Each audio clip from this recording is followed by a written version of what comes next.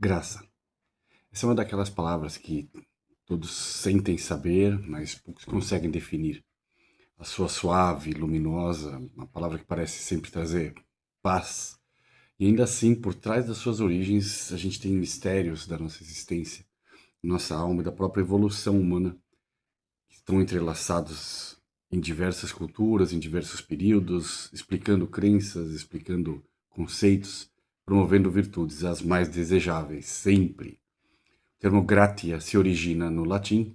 Na Roma Antiga, que é um dos pilares da nossa civilização, gratus significa livre, que está preparado, que está disposto, que está à disposição.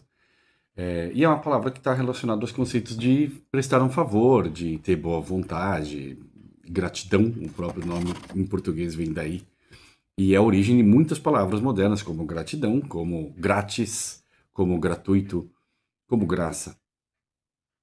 Entre os romanos, esses conceitos também eram personificados nas adoráveis gratiae, a figura das gratiae, as graças, que são geralmente contadas como três, como nessa maravilhosa imagem de Antonio Canova, e também aqui nesta imagem mítica de Botticelli na primavera.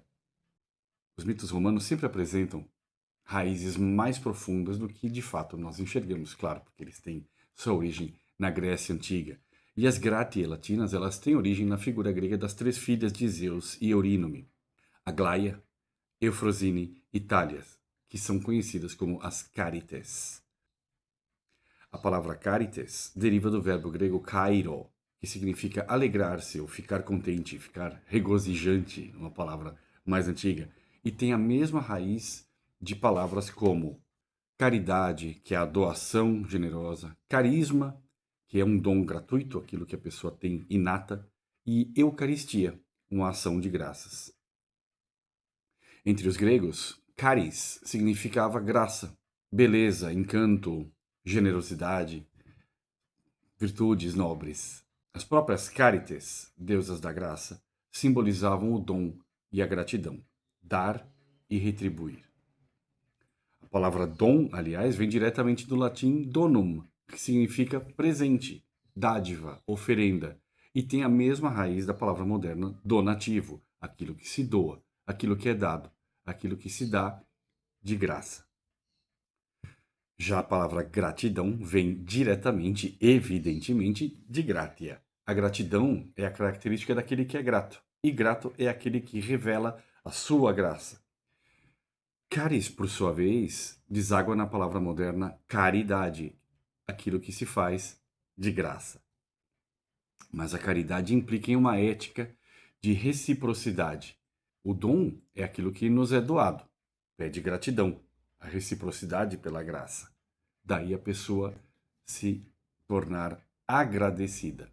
Na Grécia Antiga, os filósofos ampliaram esse conceito. Caris era uma virtude, mas era também a benevolência dos próprios deuses, bem como uma expressão de nobreza. A palavra já pulsava de luz, estava pronta para ser recriada. E assim, apesar do termo grego caris e o termo latino gratia terem origens visivelmente diferentes sem parentesco etimológico direto, a estreita associação de significados e o uso mútuo, com traduções um do outro, trazem para o moderno termo graça um verdadeiro manancial de sentidos, interpretações e significados. O termo gratia foi consistentemente utilizado por autores latinos como um equivalente semântico direto e como uma tradução de caris grega, especialmente na teologia cristã. E isso consolida essa relação conceitual unida, né, unificada entre caris grega e gratia latina no pensamento ocidental moderno.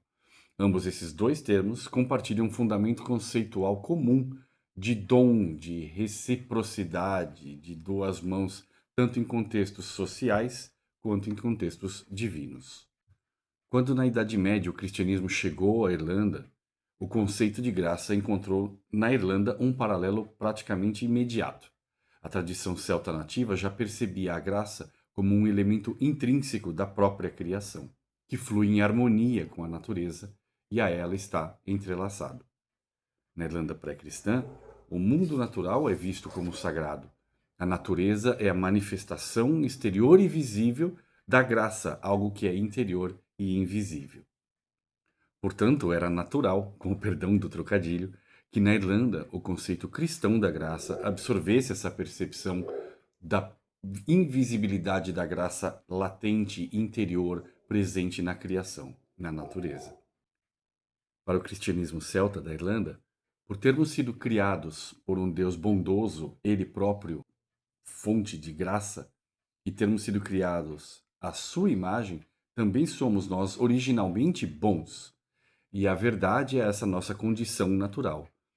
Quando ferimos essa verdade, ou seja, quando pecamos, quando erramos, é a graça de Deus que nos liberta dessa falsidade, do erro que cometemos e restaura a nossa integridade. Há uma frase de um estudioso moderno sobre a Irlanda e os mitos que de lá vêm, e ele diz, sem meias palavras, que a verdade é a cola que mantinha unido e coeso o universo dentro da percepção celta da Irlanda. Nessa mesma Irlanda, no século IX, surgiria o influente filósofo e teólogo irlandês Johannes Scotus Eriugena. Em sua obra, Eriugena afirma que o dom da natureza é o dom de ser, enquanto o dom da graça é o dom de bem-estar. A natureza, por ser divina, nos dá a existência, e a graça, portanto, é a força que nos permite aos indivíduos viver uma vida alinhada aos desígnios e propósitos divinos. E essa força é um presente de Deus que nos é dado espontaneamente, ou seja, a graça é um presente divino que recebemos de graça. Segundo as tradições irlandesas, um presente deve sempre ser retribuído. No caso da graça recebida de Deus, essa retribuição se dá através da fé, das boas ações e da humildade, sempre por gratidão, nunca por obrigação. Dessa forma, a graça se estende também às atividades humanas, às emoções humanas, incentivando a generosidade, o perdão, a paciência, a compaixão, virtudes que já eram valorizadas entre os nobres reis, druidas e guerreiros da Irlanda celta pré-cristã. Assim como o irlandês Eriugena no século IX, Agostinho de Hipona, já no século IV, havia sido um neoplatonista e a sua obra enfatiza justamente a importância da graça para a civilização cristã. Para Agostinho, a graça é a libertação. É ela que desperta no indivíduo a vontade adormecida e o orienta em direção ao amor. Dá-me o que ordenas e ordena o que quiseres, rezou ele. Segundo Agostinho, a graça é o início e o fim da salvação. Séculos mais tarde, nomes como São Bernardo de Claraval, São Anselmo e São Tomás de Aquino refinaram essa compreensão da graça, distinguindo a graça santificante, a presença constante de Deus na alma de cada um, e a graça atual, a ajuda momentânea para agir bem. E também tem a colaboração entre o dom divino e a liberdade humana, sempre uma balança entre o que nos é dado e o que fazemos com isso. Será que o que fazemos agradece a graça recebida daquilo que nos é dado, o dom, o que é doado por Deus? Há uma frase de São Tomás de Aquino que se tornou clássica nesse sentido. A graça ela não ataca, não destrói a natureza, ela aperfeiçoa a natureza. Ou seja, a graça ela só amplia o que há de sagrado já existente no mundo em que vivemos. E essa frase ela ecoa com precisão os princípios propagados pelo irlandês Johannes Scotus Eriugena e é melhor compreendida numa metáfora.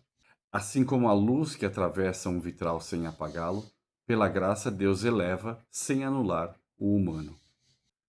Quando mais tarde Martinho Lutero leu que o justo viverá pela fé, sentiu-se profundamente tocado. O monge que tentava conquistar o favor divino através da prece e da penitência percebia que a graça já o havia alcançado. E isso se manifesta em um dos pilares da reforma luterana.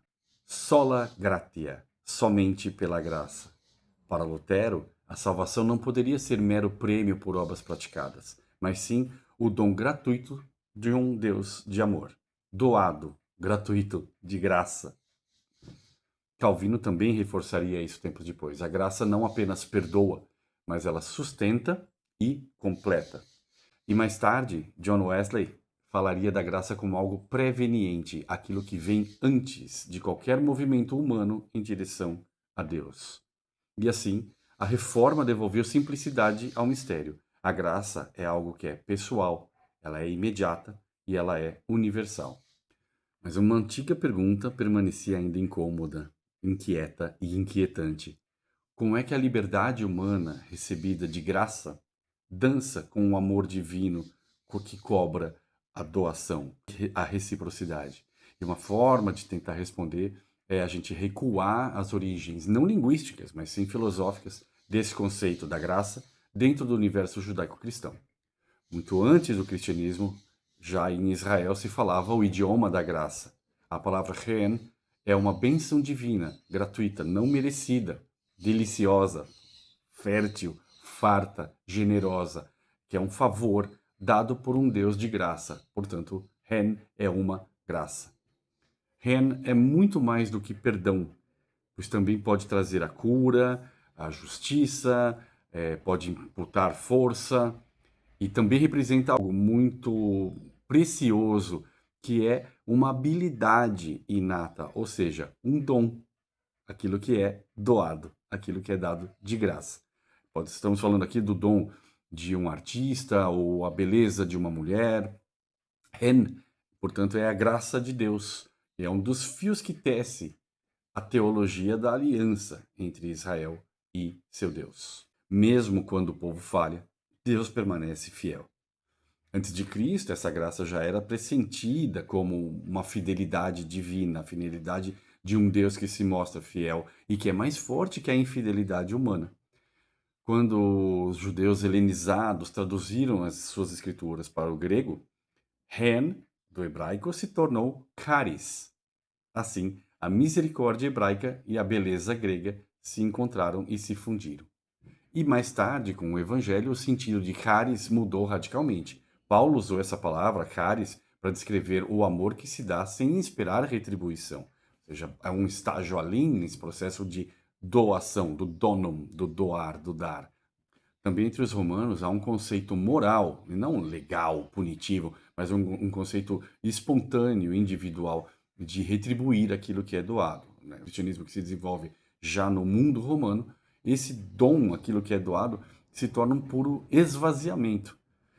A frase é perfeita: quando ainda éramos pecadores, Cristo morreu por nós. A graça então passa a ser assimétrica. Ela passa a ser um dom que liberta e não uma dívida que prende, que restringe.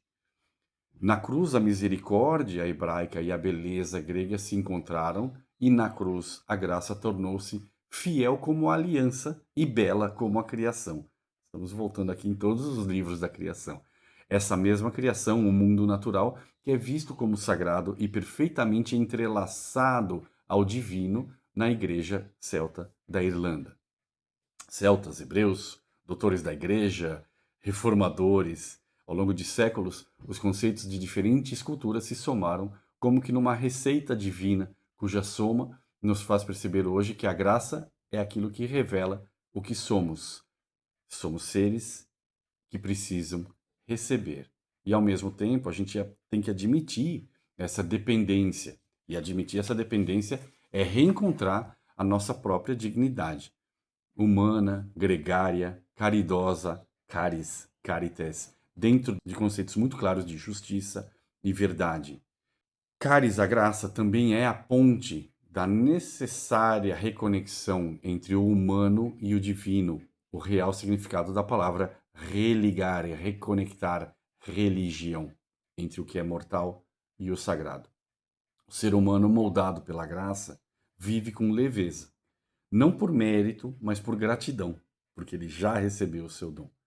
A graça ela não elimina o esforço, ela não elimina a dificuldade, ela transforma em resposta. Essa dificuldade passa a ser a resposta, o que eu vou precisar desenvolver para retribuir a graça que já recebi. E o trabalho deixa de ser uma busca por aprovação, por uma mera salvação, e se torna uma expressão de amor, de partilha. A graça é a própria antropologia, vamos dizer assim, da alegria. É o estudo do que o humano tem em si que o torna feliz. O ser humano não é autossuficiente, ele é continuamente recriado por essa necessidade de retribuir o amor do processo de criação, o amor pelo meio no qual ele vive, o amor pelo alimento, o amor pelo bom repouso, o amor pelo trabalho e, evidentemente, o amor pelas pessoas que nos amam e que devemos retribuir. E isso tudo que a gente está falando aqui se soma como um presente, algo que é um dom que nos é doado, uma dádiva. Isso tudo é oferecido de graça. Isso é a graça.